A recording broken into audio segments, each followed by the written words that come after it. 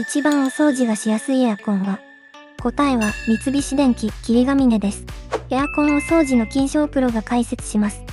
前面パネルは持ち上げて引くと簡単に外れます。ダストボックスは黄色いつまみを横に引っ張りながら手前に引くと外れます。自動お掃除フィルターは手前に引くと外れます。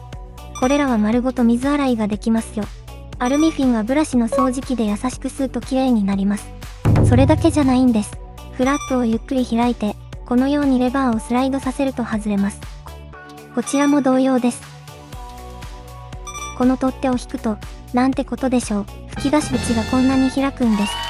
これなら簡単にお掃除ができますね。ただし、缶は壊れやすいので、無理はしないでください。